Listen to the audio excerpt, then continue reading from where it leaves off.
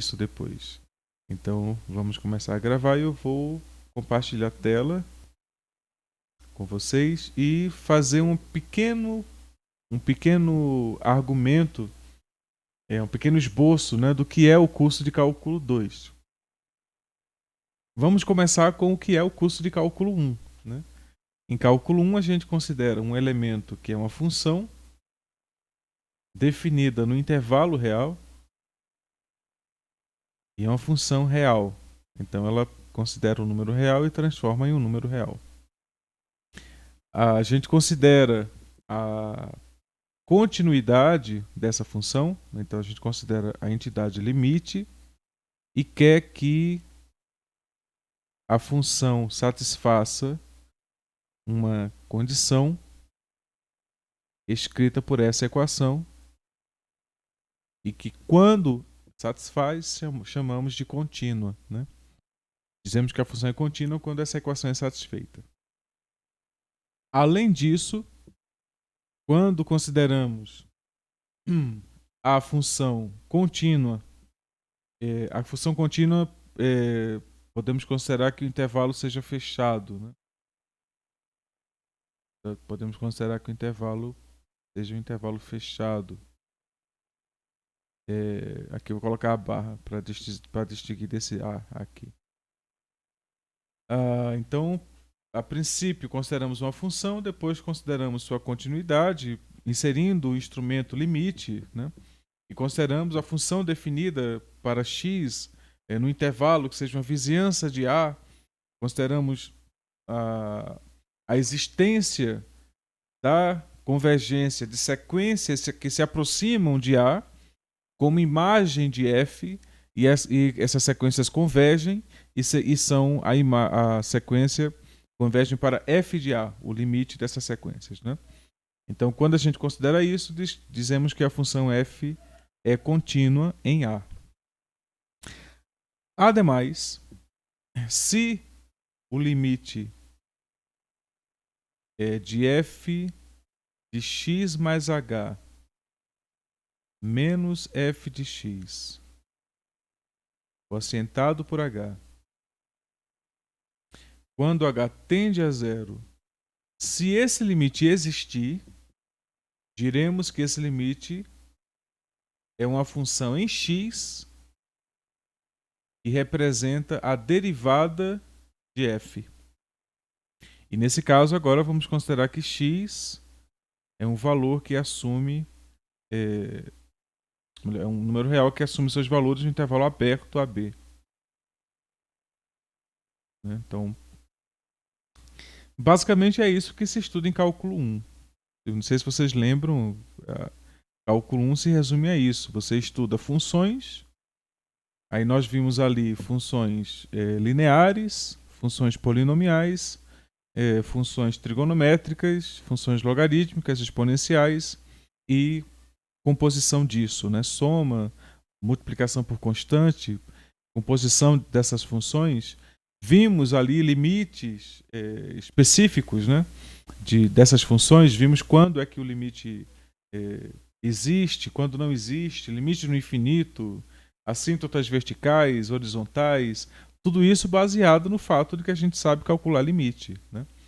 Então, primeiro, essa primeira linha aqui representa tudo aquilo que vimos de funções a partir da ideia de que você sabe definir o que é uma função, sabe o que é o domínio da função, imagem da função, o gráfico da função. Então, sabe tudo sobre esse elemento, essa entidade função. E essa segunda linha indica que você sabe calcular limites de funções a uma variável. A terceira linha indica que vocês sabem o que é uma derivada de uma função, que é uma função em si, né? A derivada é uma função. Para que a função seja diferenciável, a função tem que ser contínua. Então, essa aqui é uma condição necessária, mas não é suficiente. É necessária para que esse limite exista. Se esse limite existe, então significa que esse limite existe. Né? Então, o limite 1 implica no limite 2. Mas não o contrário. O contrário, não. Não, o limite 2 não implica no limite 1. Então significa que ser contínua não é suficiente para ser diferenciável. Foi isso que estudamos em cálculo 1. A grosso modo, é isso que se estuda em cálculo 1. E aí, depois que se define a diferenciabilidade da função, você tenta entender como encontrar essa função que eu chamei de derivada. E aí estudamos as regras de derivação. E depois disso, tentamos entender como construir o gráfico de uma função a partir da continuidade e a partir da diferenciabilidade. E aí é quando a gente estuda o fato que seria o teorema do valor intermediário, que determina a completude do gráfico de uma função contínua. Estudamos os máximos, né, os máximos e mínimos de funções diferenciáveis que determinam ali pontos críticos para a imagem do gráfico, né? Então, veja que essas 3 linhas que estão aqui representadas, elas de fato determinam ali o que é cálculo 1. Além de toda a teoria que foi vista em torno, né? Ou seja, funções contínuas atingem seus extremos em intervalos fechados. Temos ali o teorema de Weierstrass, que determina isto. Né? Temos ali outros teoremas sobre a convexidade de funções a partir da sua derivada, a curvatura da função a partir do sinal da segunda derivada, né? Ou seja, derivadas de ordem superior. Tudo isso foi visto em cálculo 1. Né? Agora, em cálculo 2, a gente vai considerar tudo isso como já sabido e vamos começar estudando o que seria a antiderivada. Se a gente pega uma função, vamos considerar a função x². Pega a função x² e deriva, aí eu vou chamar de d, e deriva. A gente encontra a função g,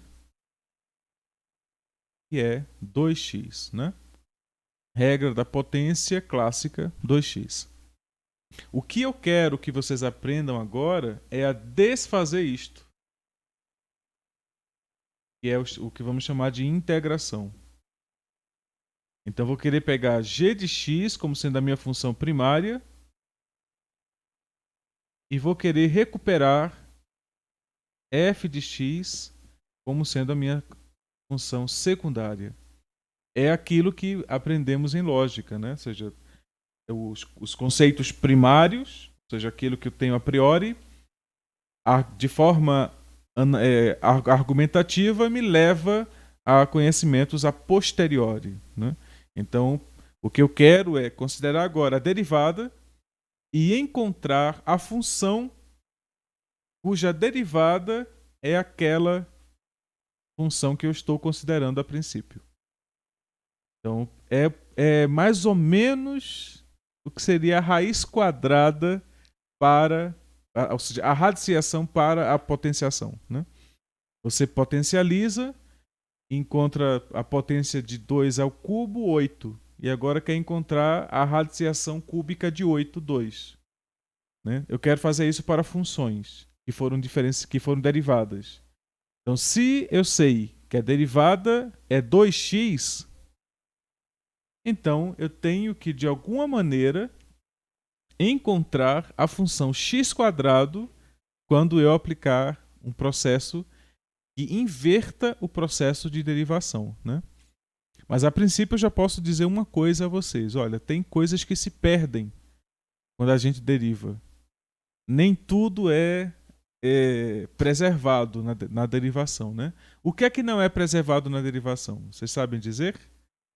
Aí, vamos lá? Digam aí. Estou esperando.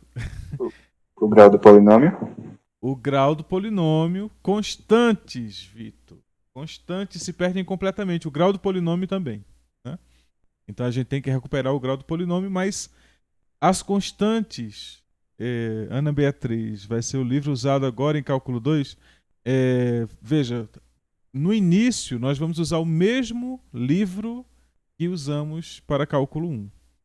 Porque agora nós vamos vamos concluir aquele livro. Veja como o cálculo 2 é audaz. A gente vai concluir o livro 1 e vai ler o livro 2 em cálculo 2. É isso que nós vamos fazer agora. A gente vai concluir completamente o livro 1, que a gente leu só até a metade. Vai concluir de ler o livro 1 e agora temos que ter tempo, Ivan. Se a gente não tiver tempo, vai ter aula no domingo. Temos que dar conta. Mas vocês dão conta. Eu confio. Vamos lá, confio. Então, aula no sábado de manhã, 9 da manhã. Já que domingo é sagrado, aula no sábado, 9 da manhã. Mais bem. Tô brincando. Não precisa não. O que eu vou fazer é o seguinte.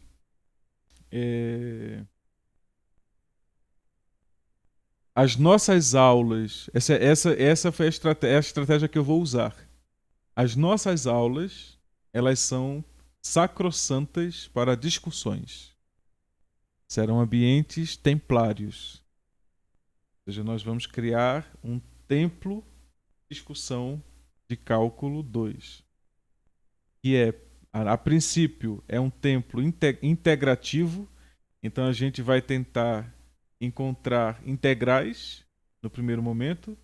Depois vai ser um ciclo de séries. Então a gente vai tentar encontrar soluções de somas olha que coisa interessante. A gente vai tentar encontrar somas infinitas. É isso que a gente vai tentar fazer depois. E nesse caso seria encontrar as séries. Estudar séries, né? Feito isto, a gente terminou a primeira parte do curso. Depois a gente vai estudar funções de várias variáveis. Em vez de uma variável, 2, 3, 4, aí vai. E aí vamos estudar funções de várias variáveis, depois limites de funções de várias variáveis, depois derivadas de funções de várias variáveis e depois integrais de funções de várias variáveis. Isso não é cálculo 3, não, isso é cálculo 2. Cálculo 2 tem tudo isso, A gente vai estudar, a gente vai começar a integral de uma variável e vai terminar em integrais múltiplas. Não é para ficar com medo, não, porque se vocês não aprenderem, a culpa é minha, né? Não é para ficar com medo, não. Aí, como é que é a minha estratégia? Mas não é, se vocês não aprenderem, a culpa é minha. Eu é que tenho que transformar o que é herculano em uma coisa simples, nem comer cenoura. Então, exatamente a ideia de transformar o que é quase impossível numa coisa fácil de fazer e que seja viável. Que primeiro, ter os encontros síncronos para que a gente possa fazer as discussões, para que eu possa ter o tempo de mostrar para vocês as coisas como é que elas são, mostrar essa visão das coisas, né? Tentar mostrar para vocês o lado fácil de como ver as coisas, mesmo que elas não sejam tão fáceis. Algumas coisas, de fato, que vamos estudar não são tão fáceis, tá? Então já adianto que tem algumas coisas que são difíceis, mas nós vamos estudar até a fronteira do que porque tem coisas que de fato fogem da fronteira. Como, por exemplo, a integral aqui que a gente vai estudar, tem integrais que não são solúveis. Então a gente vai estudar só o que a gente consegue resolver, né? Quando eu digo a gente, eu falo humanos, seres humanos. Então tem integrais que os seres humanos não resolvem. Porque não existe solução, né? Não tem como resolver. Por que não existe solução? Porque não tem como resolver com uma expressão funcional. Então você não integra, você define uma função como uma integral. E aí veja, pessoas no futuro vão ficar pensando como é que você pensou nas coisas que você vai criar. E viu, Ana? É exatamente isso que vai acontecer. Daqui a uns 1000 anos as pessoas vão pensar, e o que é que essa Ana Beatriz fazia que pensava nessas coisas? É mais ou menos, mais ou menos isso que vai acontecer. Né? Então, mas a ideia é que não foi uma pessoa que pensou, né? Foi, se a gente for estudar a história da arte, nesse caso a arte matemática, né? Você vai ver que é um conjunto de inspirações distintas que convergem em momentos hiper adequados para que a coisa aconteça e seja como a gente vai conhecer. Mas sim, mas minha estratégia, que vocês não deixam eu falar, é a seguinte: nos momentos de aula, quintas e sextas, porque eu achava que as nossas aulas iam ser nos primeiros horários, então eu ia cancelar a aula da sexta e ficar só na quinta. E na sexta-feira a gente ia ter encontros assíncronos. Mas como o nosso currículo é muito grande, vamos aproveitar. Eu fiquei feliz tomando iogurte, e foi meu jantar, né, já que eu não jantei ainda. Fiquei feliz sabendo que a gente agora vai poder ter as duas aulas. Então a ideia é que na quinta e na sexta vamos ter 1 hora de aula, então das 8h20 até as 9h20 mais ou menos. Eu exponho, depois vocês perguntam, depois a gente diz tchau. E antes disso, na quinta-feira à tarde, eu vou ficar gravando vídeos de como resolver contas. Então, nas nossas aulas, a gente quase não vai resolver conta. Porque vocês já vão ter vídeos dessas contas que eu vou ficar fazendo durante a tarde da quinta e da sexta. Então, vou ficar tudo que for técnico, eu vou fazer nessas videoaulas curtas. Então, por exemplo, nós temos, sei lá, 10 técnicas de integração. Então, eu vou fazer vídeos de cada uma das técnicas. Então, pegando, mostrando qual é a técnica. Ou seja, dada a função tal, a gente usa a técnica assim. Então, vou, de fato, resolver a integral mostrando como é que usa aquela técnica. Mas na aula, eu vou mostrar para vocês o que é integral. Mostrar quais são as consequências de uma função perder, por exemplo, a continuidade. Então, vou mostrar, nas aulas a gente discute sobre integração e nessas aulas, nesses vídeos mais curtos, eu mostro para vocês as técnicas de integração. Então, vocês aí vão ter, ao longo da semana, tempo para ir assistindo os vídeos. A minha ideia é que sejam vídeos curtos, assim, de 10 minutos no máximo, por técnica, né? Então, cada técnica vai ter um vídeo, então seriam 10 vídeos com as técnicas de integração. E aí depois vem as séries, que também é uma coisa técnica. Eu posso falar sobre as séries em 5 minutos, sobre a teoria de séries, né? Em 5 minutos, mas existem as técnicas de convergência, que é o que nos interessa. Então, aí eu vou definir cada uma delas e mostrar como usar nesses videozinhos curtos. E também vem aí as outras coisas das várias variáveis. Tudo que for técnico a gente vai resolver dessa forma. Eu vou fazer os vídeos curtos para que vocês tenham esse duplo... nós não temos monitor, eu serei o monitor. Nosso monitor, quem será? Eu serei o monitor. Né? Se eu não servir, aí você procura aí um colega de sala. Um colega de sala. Né? Mas eu terei que ser o monitor. Aí as nossas monitorias serão ou através desses vídeos que vocês podem encomendar. Veja como você é bonzinho. Vocês podem dizer, faça um vídeo sobre aquilo que eu não entendi. Aí eu faço um vídeo sobre aquilo que você não entendeu. Então a gente pode fazer desse jeito, porque eu vou estar a serviço das disciplinas nas quintas e sextas, né? Então à tarde eu vou ficar fazendo quase um anjo. Tá certo. Então eu vou ficar durante as tardes, né, elaborando essas coisas. Eu acho divertidíssimo. Fazer uma integral é uma coisa muito divertida. Quando eu estudava, quando eu era aluno, cálculo 2 e cálculo 3, eu fiz 4 cálculos, né? Então, existe o cálculo 1, 2, 3 e 4. É possível dividir a coisa dessa maneira. Lembrando que em cálculo 1, eu já estudava integral em cálculo 1, né? E isso que a gente vai estudar em cálculo 2, eu estudava em cálculo 2. E ainda tinha cálculo 3 e cálculo 4. E eu achava fantástico. Cálculo é uma coisa que eu estudava, assim, sorrindo, que eu acho divertidíssimo. E agora que eu ensino, aí fica mais divertido ainda. E cálculo 2 eu acho muito divertido porque ele é muito geométrico. Quando a gente for ver a parte de várias variáveis, vocês vão entender geometria analítica de forma absoluta. Assim. Porque a gente vai estudar, usando para cálculo 2, a gente vai estudar cálculo 1, álgebra linear e geometria analítica. Então vai ser essas 3 coisas juntas, aplicadas, para poder entender cálculo. Porque, por exemplo, o que antes era, para várias variáveis, né? O que antes era uma reta tangente, agora é um plano tangente.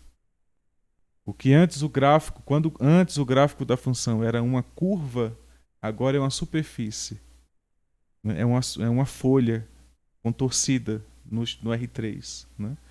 E aí o espaço tangente a uma superfície é um plano. Então a gente precisa da álgebra linear para sustentar essa estrutura. Né? Aí vocês, infelizmente, estudam álgebra linear ao mesmo tempo que estudam cálculo 2, mas a gente só vai usar essas coisas de múltiplas dimensões. Veja, isso aí seria uma coisa bem mais complexo, interessantíssimo, mas é bem mais complexo do que o que vamos fazer. Mas eu posso indicar vídeos para que vocês assistam. Existem vídeos lá do IMPA em que eles fazem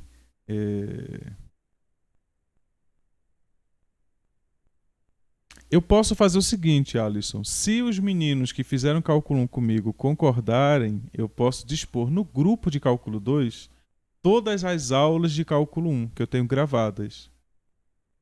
Né? Então aí isso poderia servir como um feedback para todo mundo, né? Um reset para todo mundo, né? Todo mundo resetava e aí todo mundo resetava e aí a gente, mas veja, a ideia é que vocês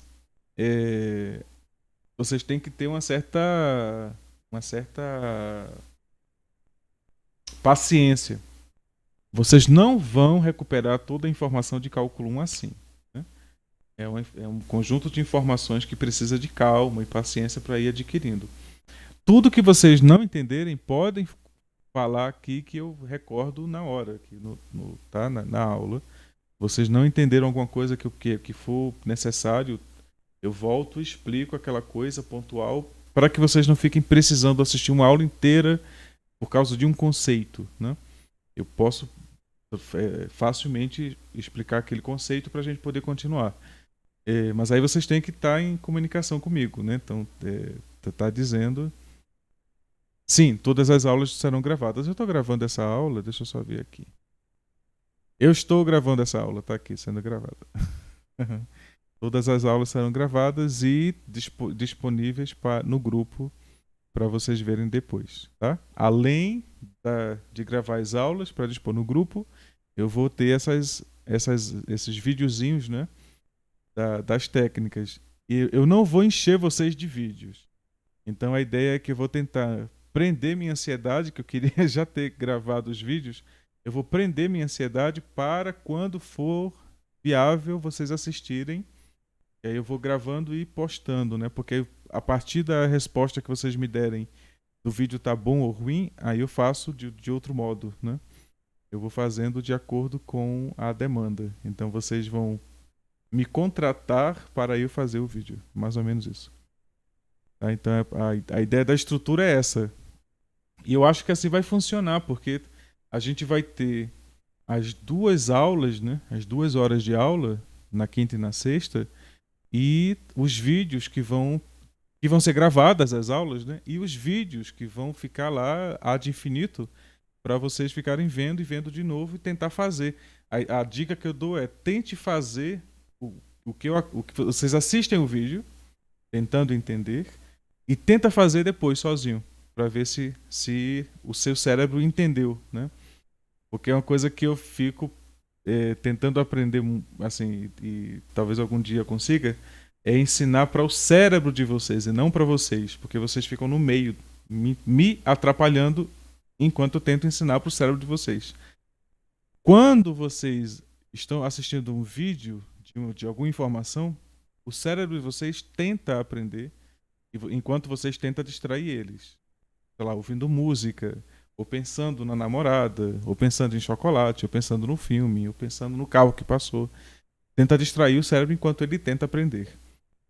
Mas quando você tenta fazer, não tem jeito. Entendeu? Quando você tenta de fato fazer, escrever a conta, fazer a conta. Não tem jeito. Se você aprendeu, você faz. Enquanto você não fizer, você não aprendeu.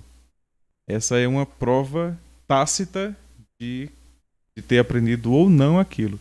Então, esse é um compromisso que vocês têm que ter, é de ver o vídeo e tentar fazer a conta sozinho, sem estar acompanhando o vídeo. Né? Ou seja, assistir o vídeo e depois tentar fazer a conta. Não conseguiu? Assiste o vídeo de novo até conseguir fazer a conta. Eu vou deixar lá alguns exercícios semelhantes para vocês tentarem usar, né? Para poderem ir aplicando isso. Então fica ali um vídeo, meio que um vídeo de atividades, né? E essa seria a elaboração do curso baseada nessa plataforma, né? Eu acredito que vai ficar bem funcional. E a avaliação vai ser a mesma que fizemos em cálculo 1, ou seja, num certo momento a gente para. Eu penso em fazer 3 avaliações. Uma avaliação quando terminar a integral, então talvez seja no final desse mês, né, de setembro, ou talvez antes, mas a ideia seria isso no LaTeX. No LaTeX. Vocês vão ter que aprender LaTeX. Eu escrevo no LaTeX sorrindo. Eu acho fantástico usar o LaTeX. Eu acho divertidíssimo. Vocês vão ter que aprender a usar. E vamos lá. Então a avaliação vai ser: acabou a integral, vocês vão ter que resolver integrais. Acabou séries, vão ter que resolver séries. Aí depois aí depois vem as várias variáveis, né? Que aí vai ser um conjunto mais robusto de coisas. Então é possível que a terceira prova, que seja a prova de várias variáveis, seja mais caprichada, assim, seja mais pé no pescoço, né? Aí a ideia nesse contexto é fazer uma avaliação que seja justa, né? Ou seja, vocês estudaram 3 coisas, então é necessário eu entender como é que fica a avaliação disso, né? No sentido... Rapaz, olha, eu até hoje eu uso isto. Tá aqui. Eu uso isto até hoje. Eu escrevo. Isso aqui é um texto que eu estou escrevendo para um livro, né? Então eu escrevo e só depois é que eu escrevo no LaTeX, né? Eu não escrevo direto no LaTeX em geral. Quando é uma coisa que eu já resolvi, ou seja, quando eu já pensei, já produzi a coisa, eu vou direto para o LaTeX. Então, uma demonstração, por exemplo, eu gosto de fazer direto no LaTeX. Assim, aqui está o texto das definições e coisas gerais, né? Mas quando eu vou escrever, aí eu deixo as demonstrações lá como a sobremesa, né? Então, eu escrevo as definições, os teoremas, e a demonstração fica ali com sobremesa, que é exatamente o melhor, né? Então deixo a demonstração para fazer com calma. Eu passo uma tarde escrevendo a demonstração, divertido, ouvindo música, ouvindo Tchaikovsky em geral. Mas bem, alguém está me escrevendo. O que é isso? Alguém está tentando entrar na sala, é isso? Eu estou ouvindo Ah, não, alguém está conversando comigo, cadê?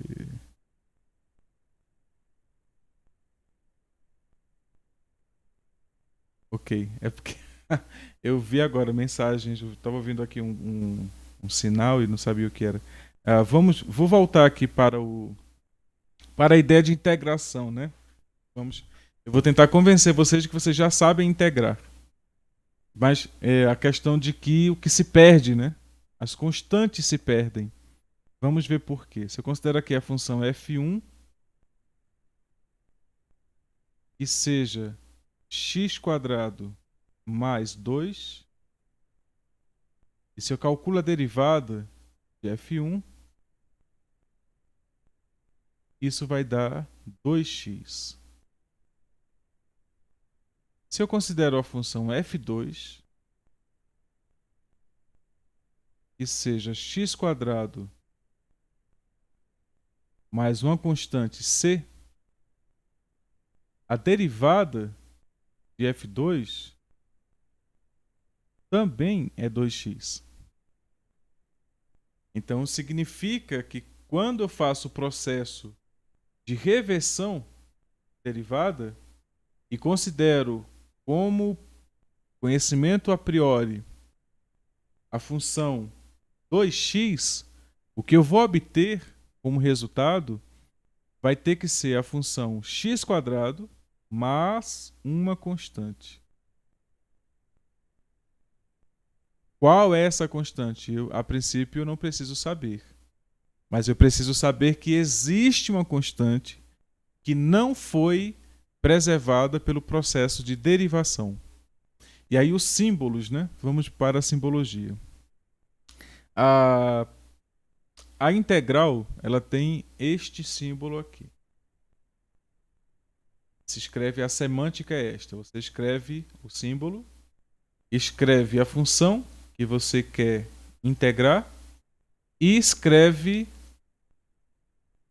o que é chamado de diferencial da variável da função em que você quer integrar. A forma disso, assim, por que é isso, né? Vem do fato do que é a integral. A integral, na verdade, resolve um problema bem antigo. Vamos para esse problema bem antigo. A gente tinha o círculo, melhor, a circunferência, né? De raio, a gente tinha a circunferência de raio R e queríamos calcular a área da circunferência. Só há pouco tempo é que a gente conseguiu fazer isso, porque a gente precisava encontrar uma estimativa para π. Recentemente, eu acho que eu postei para o grupo de cálculo, né? Se não, eu posto para vocês uma exibição, né, de como encontrar essa estimativa e como Arquimedes encontrou uma estimativa, uma boa estimativa para o número π. Porque a área está relacionada a π diretamente, né? O fato de você encontrar a área da circunferência está relacionado a você encontrar uma boa estimativa para o número π. Mas, por outro lado, a área, a princípio, também está relacionada ao fato de você conseguir encontrar a área de polígonos. Se você tem triângulo, você encontra uma área. Se você tem um quadrado, polígonos regulares, né? Então, se você tem um quadrado, você tem uma área maior. Se você pega um pentágono, você tem uma área ainda maior. Se você pega um hexágono, uma área cada vez maior. E a ideia é que quando você tem um polígono de n lados, então vou começando aqui, até escrever n lados. Quando eu tenho isto, eu estou com um polígono. Quando n vai para infinito, eu estou com um polígono que tem a área da circunferência, né? Porque quando os lados são infinitos, é porque eles são pontuais, né? Cada lado é um ponto. Quando n é infinito, significa que cada lado aqui converge para um ponto. Então, o que eu estou fazendo é calcular a área do polígono que tem infinitos lados. Isso é uma circunferência. A área da circunferência, ela é calculada através de um limite, né? Então você tem aqui o limite da área do polígono de n lados, quando n vai para infinito, isso é a área da circunferência de raio R. Né? Então, esse problema é um problema antigo, um problema que Arquimedes, grego, né, tratou, e é um problema antigo. Mas aí observa que, por exaustão, né, você não encontra a área da circunferência. Mas se você consegue resolver somas infinitas, aí a história muda. Se você conseguir resolver somas infinitas, você consegue resolver, encontrar a área de regiões que não são regulares, que não são lineares, né? Então o problema passou a ser o seguinte, o problema mais geral, né? Considere uma função não linear, então o gráfico dessa função vai ser alguma coisa desse tipo. E aí você tem aqui os valores A e B. E o que você vai definir como sendo A e B. Como você vai definir como sendo a área da região delimitada pelo gráfico. Isso aqui é o gráfico de uma função, né? Então, isso aqui é o gráfico de uma função f. E a área desse gráfico você vai dizer que vai ser a integral de A até B de f de x dx. Isso é a área, vou chamar aqui a área achurada, H. Então é essa área aqui, AH.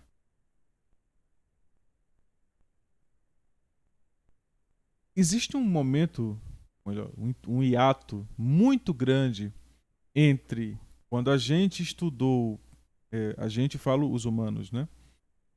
Quando a gente estudou a possibilidade de construir polígonos inscritos numa circunferência e determinar a área da circunferência através da área dos polígonos inscritos. Esse movimento inaugura o pensamento que viria a posterior, que é o de generalizar aquela ideia e transformar o problema em encontrar a área de uma região delimitada pelo gráfico de uma função. Por que isso generaliza aquele outro problema? Porque você pode considerar que a circunferência ela é a soma de duas áreas. Porque se eu considero aqui a circunferência, vou desenhar de laranja. Pronto, cadê? Lá fica laranja. Ela não vai ficar laranja, né? Se eu clicar nela, fica laranja? Não. Então vou desfazer e fazer laranja. Pois bem, então se eu tenho uma circunferência e considero apenas os valores positivos de y, né? Então tenho aqui x e y. Se eu considero só os valores positivos de y, essa curva aqui, ela é o gráfico de uma função. Essa curva que é azul é laranja, tá? Ela é o gráfico de uma função, né? E a curva em vermelho também é o gráfico de uma função. E olha o que é mais divertido. A área aqui de cima é igual à área aqui de baixo. Então basta calcular a área roxa e multiplicar por 2. Aí você vai encontrar a área da circunferência inteira.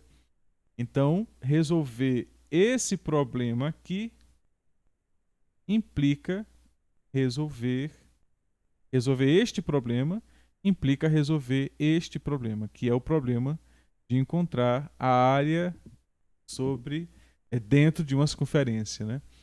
E mais ainda, eu consigo resolver a área de uma região qualquer. Pegue uma região qualquer. Vou agora desenhar uma região qualquer. E aí o que é que eu faço? Essa região, claro que não é o gráfico de uma função, mas eu posso dividi-la em partes que são gráficos de funções. E depois, de uma forma que seja adequada, né, eu vou somando. Pego essa área aqui. Eu posso pegar, por exemplo, daqui. Eu posso fazer assim: eu corto e digo que essa parte de cima é o gráfico de uma função e que a parte de baixo é o gráfico de outra função. Nesse caso aqui, talvez aqui tenhamos algum problema, mas aí você faz alguma estimativa aqui e resolve aquele problema. Então veja que funciona, né? Se você cortar aqui a região em duas regiões, basicamente você vai ter a primeira região aqui que você vai dizer que é o gráfico de uma função e a segunda região que você vai dizer que é o gráfico da outra função. E essas regiões, como são curvas suaves, as duas funções são contínuas. Então elas são integráveis. Eu já adianto isso. Então significa que eu vou conseguir encontrar a área tanto da função 1 quanto da função 2. E depois eu somo as duas áreas. Então qualquer que seja a região, eu vou poder fazer isso. Se não for possível com duas funções, eu faço com mais funções. Se for uma região mais complexa, eu divido em mais partes. Né?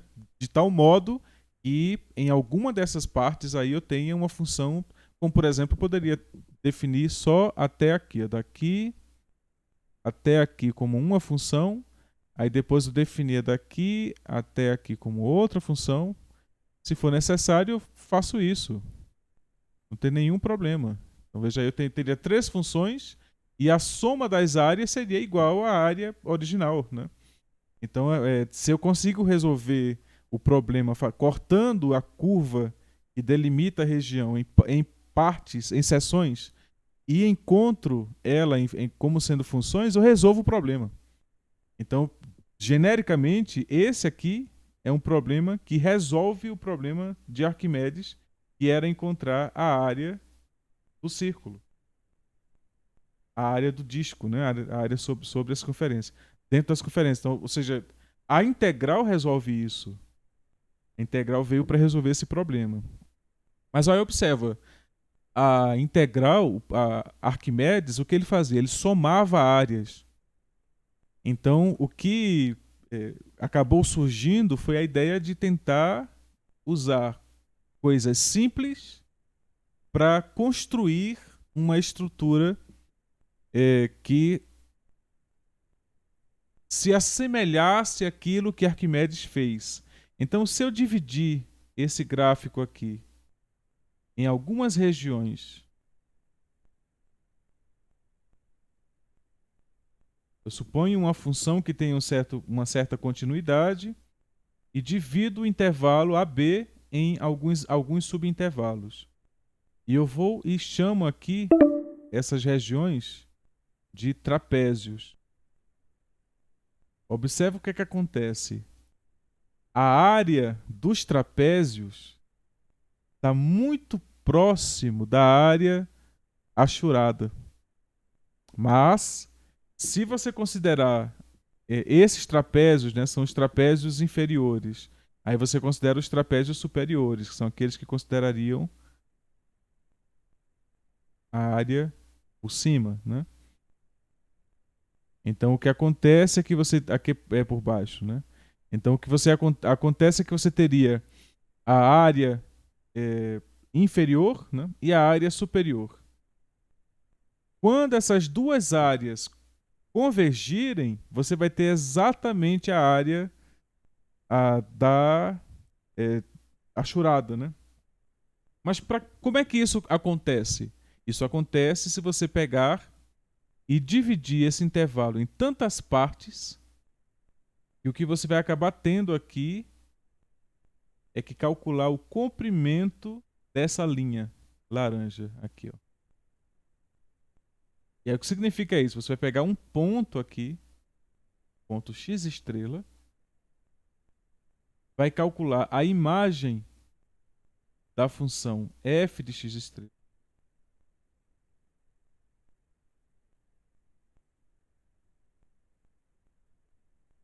E o que vai fazer? Vai multiplicar a imagem de f de x estrela pelo diferencial de x, que seria aquilo que determina a taxa de variação de x no domínio, né? Porque suponha que isso aqui seja um retângulo. O que é a área de um retângulo, né? A área de um retângulo é a área da base vezes a altura. Então, eu pego aqui ΔX e pego aqui f de x para qualquer x estrela, né? Para qualquer x que está aqui, porque já que a altura é fixa, né? Quando eu multiplico essas duas coisas, eu vou ter exatamente f de x estrela vezes ΔX. Olha o que é que vai acabar acontecendo aqui, ó. ΔX vai se transformar naquilo ali, ó. ΔX o que é? A variação de x para um x1 até x2. E o que é dx? É o diferencial. O que é que a gente viu lá na derivada? E quando você calcula o diferencial, você está calculando a variação no ponto, mas de forma infinitesimal. Ou seja, você está calculando a variação daquele valor com uma aproximação infinitesimal, e de tal modo que a distância seja impossível de determinar. Né? Então é a ideia de que eu estou calculando x2 menos x1, isso é o ΔX, só que agora eu estou fazendo isso de tal modo que x1 e x2 eles são de forma infinitesimal distintos. Aí isso eu chamo de dx. Quando eu faço isto, volto aqui para o gráfico, o que eu estou fazendo é calculando o comprimento, eu vou desenhar de verde, comprimento dessa reta aqui, ó. Agora, observe que se você calcular todos os comprimentos, você vai estar calculando exatamente a área que está abaixo do gráfico em azul. Mas para fazer isso, você vai ter que fazer uma soma infinita. E isso é exatamente o que a gente chama de integral. Integral definida entre A e B. Seria o limite da soma, chamada a soma de Riemann, de f de x estrela, de ΔX, n de 1, desculpa aí, né?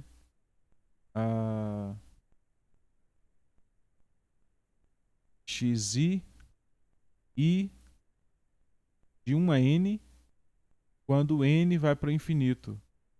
Isto aqui é a integral de a a b de f de x dx. Quando esse limite existe, a gente diz que a integral existe. Aí por que é que o símbolo do integral é um S? Porque é uma soma. Por causa disso. Isso aqui é um S maiúsculo grego, né? Então, isso aqui é um S, a integral é um S, não tão grego, né? É um S meio que árabe, né? Então é porque é exatamente esse indo-arábico, né, que a gente usa, né?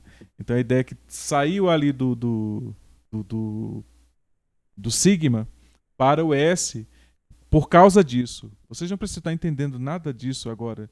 Eu estou só justificando por que é que o símbolo da integral é desse jeito. Porque tem um significado por trás, né? Mas a gente vai estudar tudo isso com calma. Então, por que é que a integral é representada dessa forma? Por causa disso. Aí agora, então, a integral de 2 vezes x dx, aquilo que eu tinha falado antes, como a integral é um processo que inverte a derivada, e eu sei que a derivada de x² é 2x, então isso aqui é exatamente x², só que se eu considerar x² mais uma constante, a derivada vai ser exatamente 2x. Portanto, tem que ser x² mais uma constante. E como é que eu sei que eu acertei a integral? Deriva. Se eu derivar essa função, tem que dar exatamente esta. É assim que eu sei que a derivada desfaz a integração e a integração desfaz a derivada. Claro que a menos de uma constante, né? A integral ela reverte o processo de derivação a menos de constantes. Depois nós vamos ver, inclusive, por que é que isso faz sentido, né? Porque na matemática a gente não gosta de ambiguidade. Ou é ou não é. Não tem esse negócio de talvez seja, né? Ou é ou não é. Então a questão por trás do processo de integração tem essa primeira parte que é encontrar a primitiva. O que é primitiva? É você encontrar a função, que é essa aqui, cuja derivada é aquilo que eu quero integrar.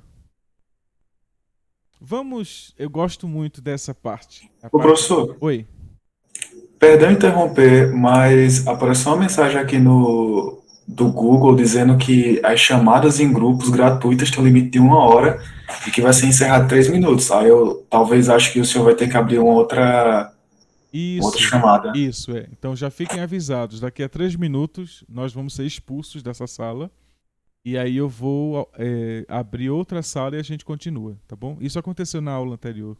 Eu não. Mas muito obrigado. Sempre que isso for acontecer, me avisem, porque aí já fica todo mundo avisado e vamos ser expulsos da conferência e depois eu vou abrir outra e postar lá no grupo, tudo bem? Tranquilo. É que eu achei estranho que é a primeira vez que eu tô vendo isso. Eu Até perguntei ao também. pessoal. Hoje mais cedo foi a primeira vez que eu vi isso. A gente ser expulso de uma coisa assim. Professor, Oi? o Google Meet tem como você se registrar com a conta da instituição, com o e-mail da instituição, Ok. e ele te dá uma conta premium. Você não vai ter mais que. Não vai ser jogado mais de uma transmissão. Ah, ok. Vou aprender a fazer isso então. Obrigado, Daniel. Então vamos lá. Voltando. Eu estava hoje pensando, né? Como é que eu vou convencer os meninos de que eles precisam estudar integral?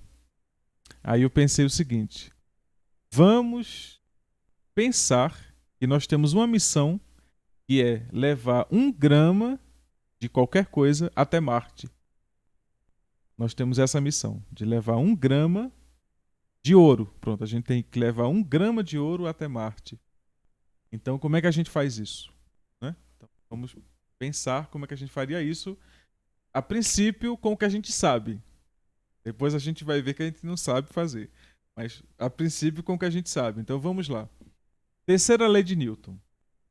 A lei gravitacional, né? Então, a força de atração ou repulsão é proporcional ao produto das massas dividido pelo quadrado das distâncias.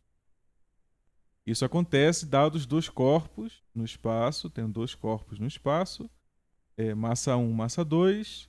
A força de atração e de repulsão dos corpos tem essa intensidade aqui. Isso aqui determina, de uma forma mais sofisticada, o campo gravitacional gerado por um corpo celeste e ainda representa de forma muito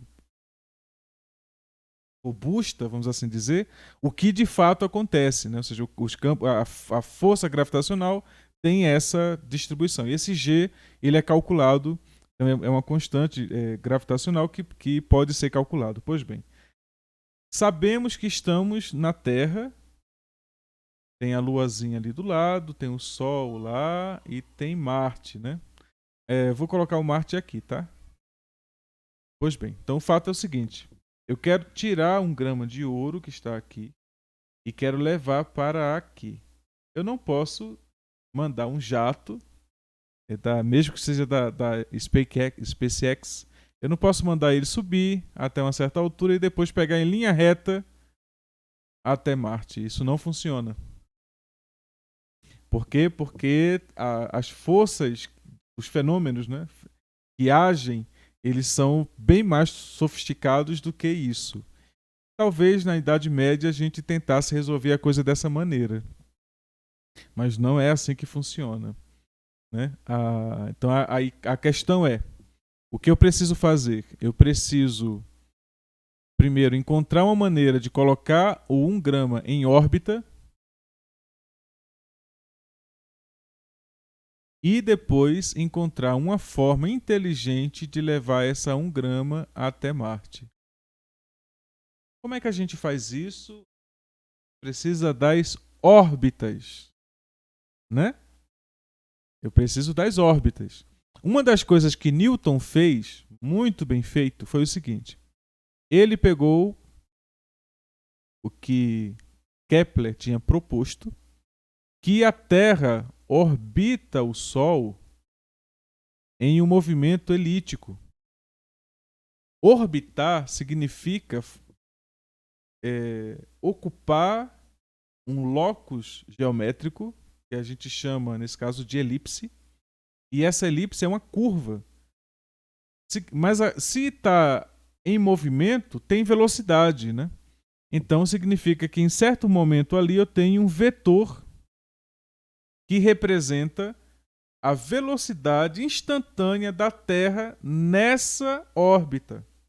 E se eu tiver esse vetor, então é porque eu tenho a derivada.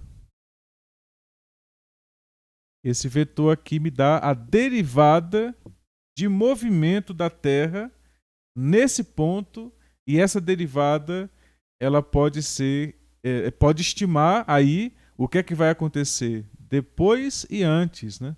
Suponha que essa derivada seja contínua, por exemplo, então ela me diz o que acontece um pouquinho antes e um pouquinho depois. E se eu tiver a derivada, eu tenho o campo de vetores. E sabe o que é que a derivada é? Ou melhor, o que é que a integral é? A integral, ela desfaz a derivada, né? Então vamos entender o que é a derivada. Se a gente pega uma curva e calcula a derivada, eu estou calculando um vetor tangente ao gráfico da função f. Se eu calculo a integral do campo de vetores, eu estou encontrando a órbita em que aquele ponto gera, que está tendo o movimento induzido pelo campo de vetores, está fazendo. Então eu preciso integrar o campo de vetores para obter a órbita. Então eu só vou saber levar 1 grama de ouro da Terra para Marte se eu souber resolver a integral. E não é uma integral simples, não. São várias integrais e são integrais complexas. Então a ideia é que eu acho que isso justifica muita coisa, né? Para que vocês saibam calcular integrais. Ou seja, essa ferramenta ela é usada certamente pela NASA ou pela SpaceX para levar coisas para fora da órbita da Terra. E aí tem um filme que eu acho muito interessante, como eles fizeram. É um filme do Clint Eastwood, que é Cowboys do Espaço. Tem um certo momento, a gente está aqui com a Terra e com a Lua e o Sol, né? Então aí o que acontece é que eles estão a uma certa dimensão, a uma certa altura, a uma certa distância da Terra, sob o campo gravitacional da Terra. O que acontece nessa lei de Newton, né? O que acontece é que quanto mais distante, quanto maior a distância, menor a força, independente das massas. Quanto maior a distância, menor a força. Essa lei pode ser dita da seguinte maneira: a força gravitacional, ou seja, o campo gravitacional gerado pelo corpo, é diretamente proporcional à massa do corpo e inversamente proporcional à distância com que ele está se propagando. Então, ou seja, dado um corpo, ele está gerando um campo gravitacional que atrai as coisas para ele, mas que vai ficando mais fraco à medida que se afasta. A mesma coisa acontece com a Lua. A Lua também fica atraindo as coisas para ela. né? Só que o campo da Lua, obviamente, é muito mais fraco do que o campo da Terra. Por isso que a Lua orbita a Terra, mas também a Lua tem sua atração. Tem um certo momento no filme, e isso é muito bonito, em que eles usam isso. E aí tem lá o limiar, em que depois dessa linha, o campo gravitacional da Lua tem uma influência maior sobre o objeto do que o campo gravitacional da Terra. E aí, a partir daquele ponto ali, eles conseguem resolver um problema que estavam ali, que é o objeto do filme, né? Que eu não vou falar sobre isso. Mas bem, então a ideia é que a gravidade, ou seja, a ação do campo gravitacional, induz a possibilidade de tentar encontrar movimento, a órbita de movimento de um corpo. E isso é dado por uma integral. Então a integral me dá a curva e a derivada me dá os vetores tangentes, né? Então, se a gente considera um corpo que está em movimento, né, a gente obtém a órbita do corpo, põe que essa seja a órbita do corpo. Aí a gente vai e deriva isso, a gente vai obter vetores. Ao derivar, vai obter vetores.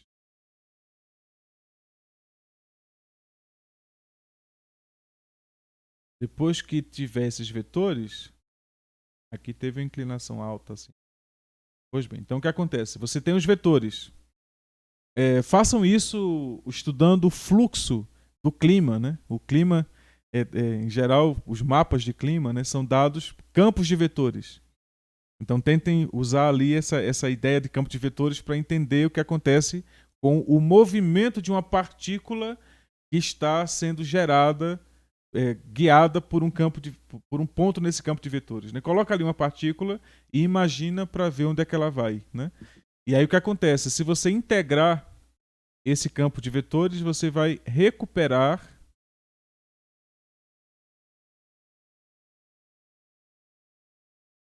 a órbita.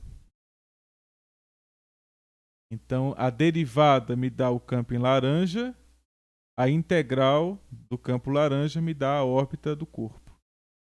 Então, o processo de integração ele é fundamental para entender a análise de modelo de uma função para os fenômenos. Se você sabe derivar, você ainda não sabe fazer tudo. Você precisa saber integrar também, né? Então, por isso que a integral é tão importante para quem precisa entender modelos representados por fenômenos e esses assim, modelos que na verdade representam fenômenos, né? E que são representados em geral por taxas de variação. E essas taxas de variação são derivadas, né? Então o que eu estou dizendo é que se você sabe calcular a derivada, você consegue encontrar a taxa instantânea de variação de um objeto. Se você tiver o conjunto de todos esses dados, você integrar isso, você vai saber exatamente onde esse objeto esteve e onde ele vai estar.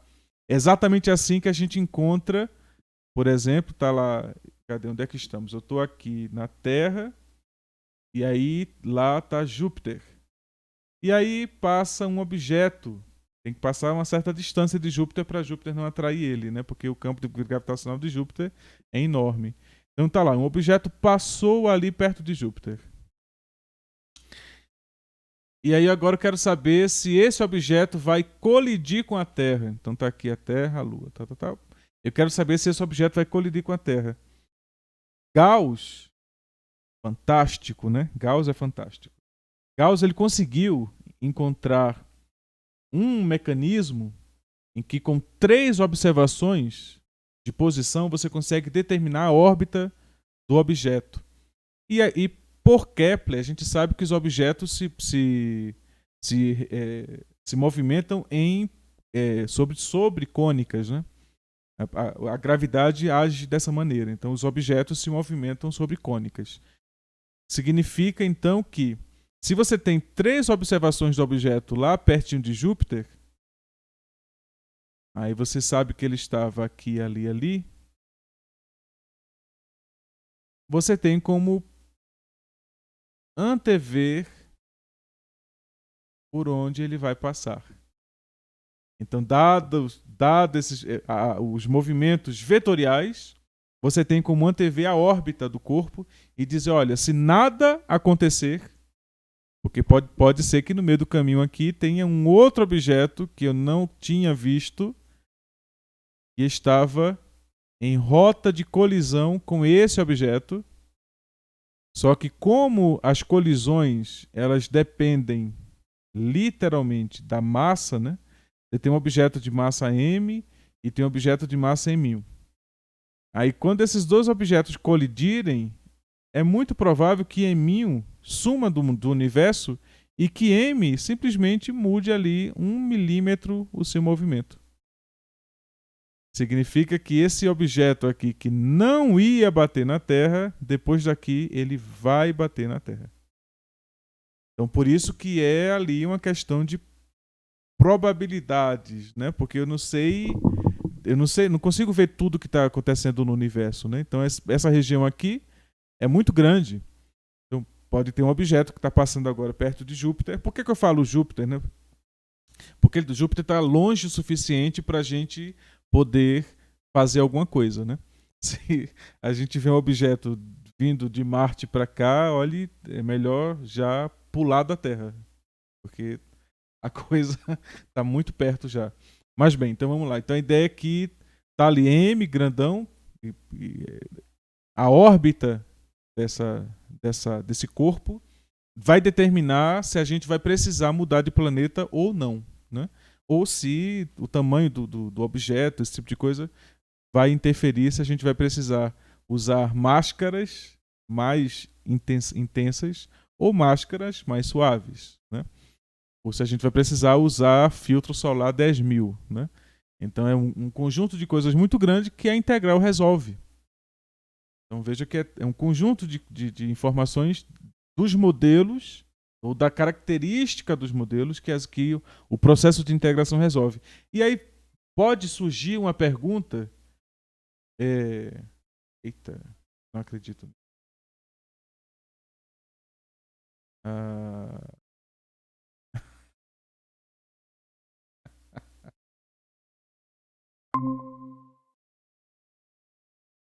Fantástico.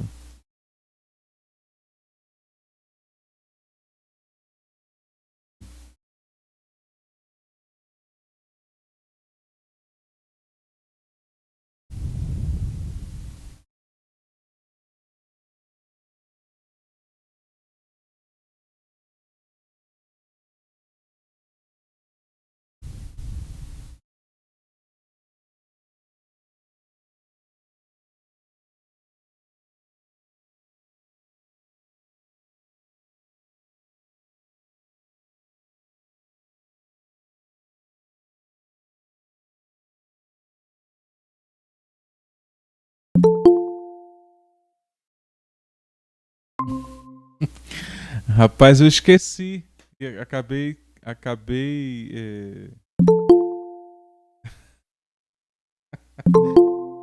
esquecendo de postar e fiquei falando aqui. E vocês foram-se embora. A gente caiu da conferência e eu continuei dando aula. É, isso que acontece. Vocês perderam muita coisa. Não vou nem dizer mais o que foi. Vocês saíram e eu fiquei dando aula aqui. Falei de coisas muito interessantes. Até onde vocês ouviram para eu poder?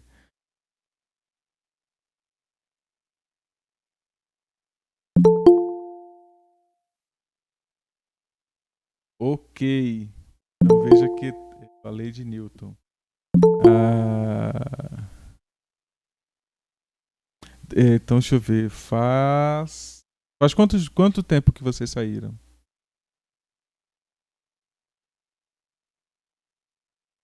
A gente ia levar 1 grama de ouro faz 16 minutos. E acredite, eu passei 16 minutos dando aula. É impressionante a minha falta de atenção. É que eu tava falando, tava tão empolgado que.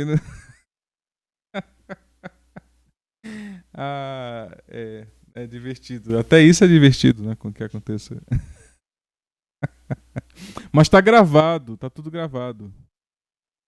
Tá gravado? Tá tudo gravado. Então não vou nem repetir os detalhes. Tá tudo gravado. Então a ideia é que vocês depois vão ver tudo o que aconteceu e vai ser inédito, né? A aula que vocês estavam sem estar. Essa que é a parte melhor da aula. Mas vamos lá. Então a ideia é que eu vou revisar aqui, veja o que eu estava falando, veja. Então temos aqui, deixa eu esperar as pessoas entrarem, né? Porque aí foi todo mundo expulso. Já tá, não, acho que tem mais alguém vindo. Eu tenho que compartilhar, né? Eu tô todo perdido. Hoje eu tô uma coisa séria. Eu nem jantei ainda, então acho que é isso. Falta de açúcar, né? Ou falta de gordura. Se bem que eu vou jantar salada, então não tem nem uma coisa nem outra. Mas bem, vocês não adivinham o que é isso aqui, né? Isso aqui o que sabe o que é? É o seguinte.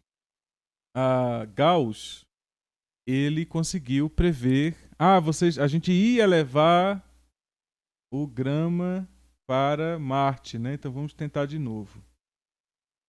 Cadê? O grama para Marte. Cadê? Eu perdi tudo. Cadê o grama para Marte? Tá aqui. Não.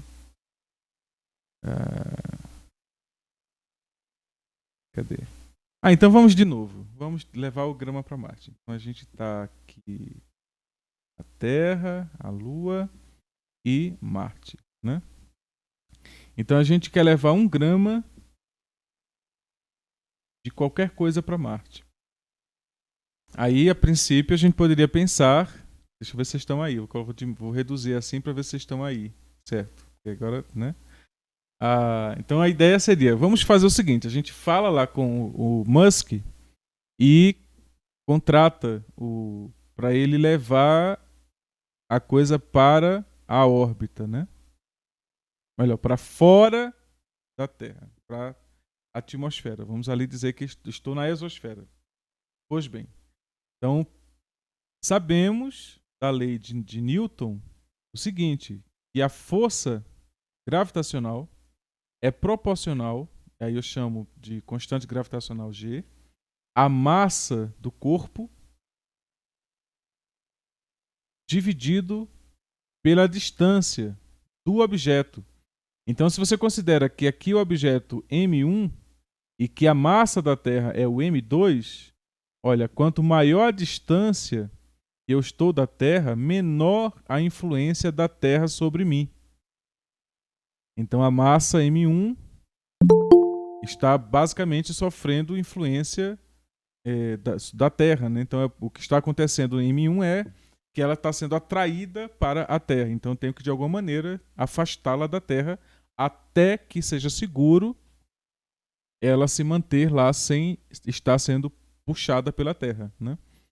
Então a ideia é que a gente usa isso, inclusive os satélites usam isso, né? Que a Terra está atraindo, mas não tanto, e que eles conseguem fazer uma correção de rota, né? O que acontece é alguma coisa do tipo, assim. Então tem a Terra, aí tem um objeto aqui que está caindo, aí eu faço ele se movimentar assim. O que acontece? Ele vai fazer este movimento. É exatamente isso. A Terra atrai ele para cá. Aí eu faço ele se movimentar para lá. E ele vai vir para cá, né? Vai fazer esse movimento aqui e vai fazer isto. Por isso o satélite se mantém lá em órbita, né? Isso é manter a órbita. E aí para calcular a órbita do satélite, eu tenho que saber a intensidade dessa força para calcular a velocidade com que eu tenho que mover o satélite. Essa força é a força gravitacional, né? Então eu sei a massa da Terra e eu calculo a força gravitacional agida pela massa da Terra. Então essa coisa é calculada. Pois bem, calculável, né? Então essa velocidade aqui depende da massa desse objeto, M1, né? Então a velocidade que eu vou ter que impor no objeto aqui é proporcional à massa do próprio objeto, né? Para eu poder entender quão difícil é, por exemplo, manter uma estação de 10 toneladas em órbita em torno da Terra. Isso não é uma coisa fácil de fazer. É muito provável que essa coisa vai cair, né? Então, ou seja, vai entrar na Terra. Então a ideia é que é muito difícil manter uma coisa muito pesada em órbita. Ou o que você deve fazer então é manter ele muito distante, né? Para que a órbita, nesse caso, como a gravidade ela vai ficando, a gravidade, quanto mais longe o objeto tiver, menor é a influência do campo gravitacional sobre o objeto. Quanto mais próximo eu tiver da Terra, maior é o campo gravitacional, né? Então, quanto mais longe eu tiver, menor o campo gravitacional da Terra sobre o objeto, né? A ideia é que isso regula aí essa coisa do equilíbrio do que acontece na vizinhança de um objeto, de um planeta, né? Ou seja, de um objeto celeste.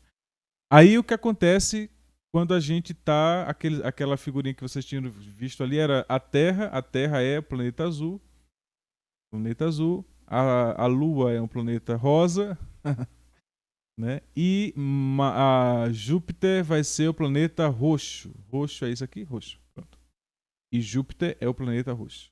Vou fazer diferente para vocês, quando virem lá, verem, ei, fez diferente. Agora, então, eu tenho uma massa amarela. Amarela não, vamos ver uma massa vermelha. Pronto, uma massa vermelha.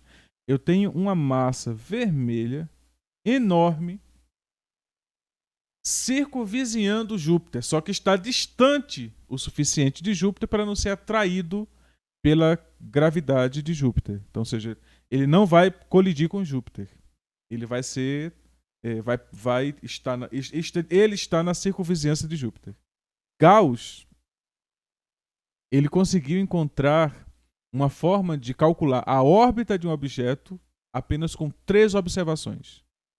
Então, o que é que os caras fazem? Eles observam o objeto aqui, um pouquinho depois e um pouquinho depois. No momento que eles identificam o objeto, eles começam a fazer observações do objeto. E aí o que ocorre? A partir dessas observações, você consegue ter dados vetoriais que podem determinar aí o que seria uma trajetória do objeto, né? Os vetores ficaram estranhos, né? Os vetores eram para ser tangentes, né? Aqui foi tangente, aqui era para ser para cá e aqui é para ser para cá. Corrigir os vetores, tá? Os vetores têm que ser tangentes à órbita. Pois bem, os vetores não são esses verdes, são esses azuis aqui.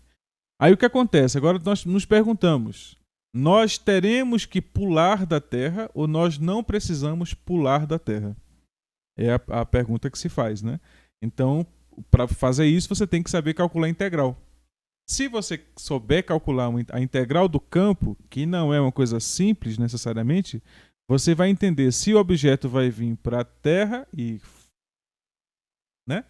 Ou se ele vai passar longe ou muito longe. Para lá ou para cá. Se ele passar aqui no meio, olha, isso aqui é perto, viu? Muito perto. Tá? Então vamos lá. A ideia é a seguinte: eu posso determinar, olha, existe a possibilidade do objeto não colidir com a Terra. No entanto, eu não sei o que é que vai acontecer aqui, ó. Por quê? Do mesmo modo que tem um objeto aqui que eu não conhecia, pode ter um objeto ali que eu também não conheço e que eu não conhecerei e que está fazendo essa rota aqui, por acaso, essa rota, e colide com essa rota, com a rota do objetinho vermelho, nesse ponto aqui. Se a massa desse objeto, em relação à massa desse objeto, se a massa aqui for muito menor que a massa do objeto M, a trajetória do objeto M não vai mudar quase nada, né? O fato é que os objetos pequenos eles estão movimentados, né, em proporção à sua própria massa. Até porque a gente não está em um lugar em que o espaço por si só está acelerando as coisas. Não é assim que acontece. A gravidade agindo sobre as coisas, então está proporcional à massa. Objetos pequenos, eles têm uma velocidade proporcional à sua massa agindo em campos gravitacionais. Objetos grandes, velocidades maiores.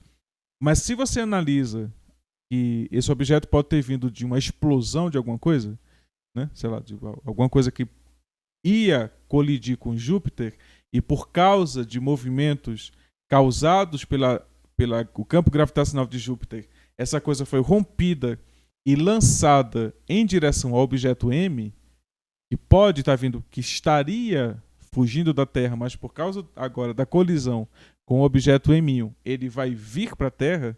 Então agora a órbita corrigida depois de vários meses vai ser essa aqui. Colisão direta, porque esse objeto M a gente não conhecia.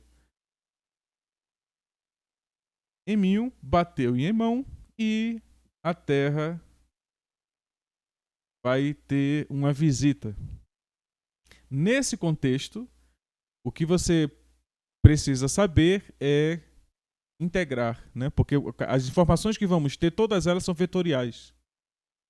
E você não fica analisando. Os instrumentos que nós temos, né, são instrumentos de captura de imagens. Mesmo que você capture filmando a coisa, a distância é tão grande que daqui que você observe o objeto em movimento, você está observando ele muito distante de onde você observou um segundo antes, né? Então a ideia é que você está tendo informações vetoriais que você precisa depois convergir para corrigir para informações orbitais. E nessa conversão você faz uma integral. Então essa seria uma outra justificativa para por que estudar integrais. Eu refiz as coisas que eu tinha feito antes, exatamente isso, nessa ordem, né? E espero que isso seja suficiente para vocês quererem estudar integrais. E isso já justifica também porque é que a gente estuda funções de várias variáveis, né? A gente está aí no espaço, né? Esses vetores F, essa força F é uma força tridimensional, né? A posição que está aqui são 3 coordenadas, x1, x2, x3. Cada vetor são 3 coordenadas. Então a gente precisa estudar funções vetoriais. Então funções pelo menos que tenham 3 variáveis, né? E saber calcular as derivadas de funções vetoriais e integral, ou seja, encontrar a órbita desses vetores, né? Desses campos. Nem todo campo é integrável, então tem várias coisas que tem que ser analisadas, mas a ideia é que, dado um campo de vetor integrável, a gente consegue encontrar as órbitas, né, que são essas coisas que eu posso dizer que determinam a posição futura e passada de um corpo, né? E a coisa bonita é essa, que você sabe onde ele está agora e sabe onde ele esteve em 2 outras posições, você tem como determinar onde ele esteve no tempo passado e onde ele estará no tempo futuro, claro, com probabilidade, né? Porque esse tipo de coisa aqui, colisões pode acontecer, né? Então, com uma probabilidade muito grande de determinar órbitas passadas e futuras. Essa seria a justificativa para estudarmos integrais e funções de várias variáveis. Essa seria a minha justificativa, né? Claro, existem outras. Mas bem, perguntas? Questões?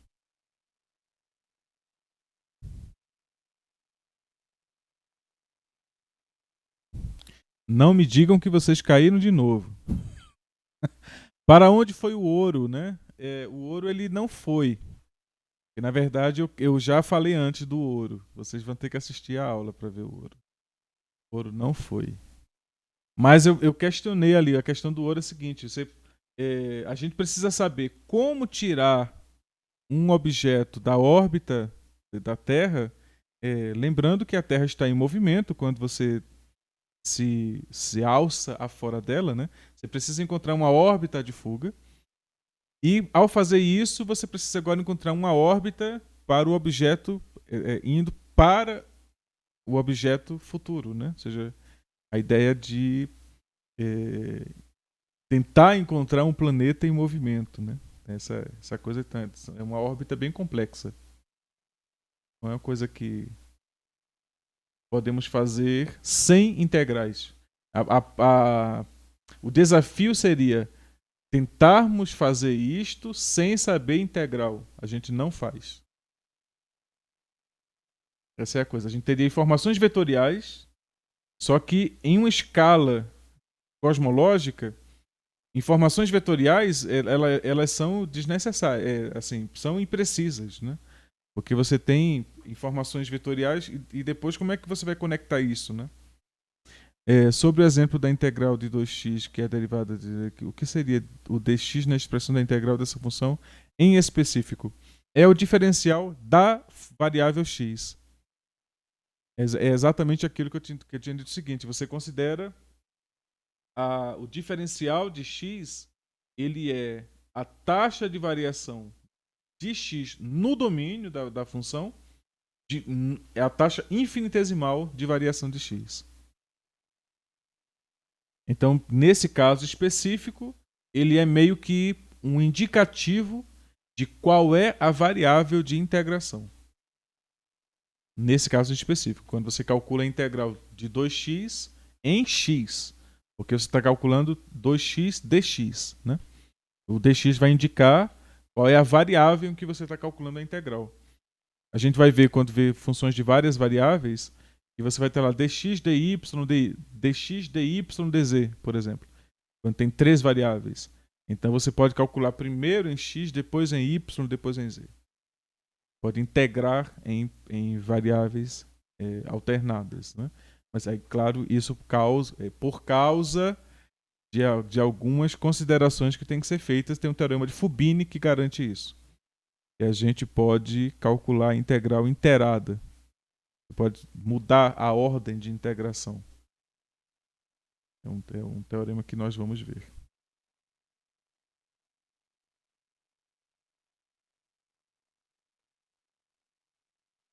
Mas bem, vamos lá. São 9h50. Amanhã temos a continuidade da aula. Aí amanhã eu já começo a integração, assim, de forma regrada, né? Amanhã a gente começa o curso em si. Hoje foi uma panaceia, né? Amanhã a gente faz a coisa já sabendo que vocês têm que me alertar, mandar mensagens lá no Face, alguma coisa do tipo, para que eu fique sabendo que vocês não estão mais na conferência. Ou então vou tentar fazer aquilo, né? De fazer a inscrição com a conta institucional para que eu não seja expulso do Meet, já que eu vou usar o Meet. Ver como faz isso. E amanhã já espero ter isso. Então, bom. Então é isso. Espero que vocês tenham gostado e espero que vocês curtam o curso, pois eu vou curtir muito. Boa noite.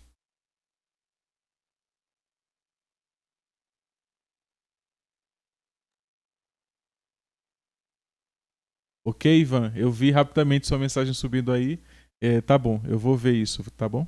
Vou ver isso, que lá também tem como gravar, no próprio Meet.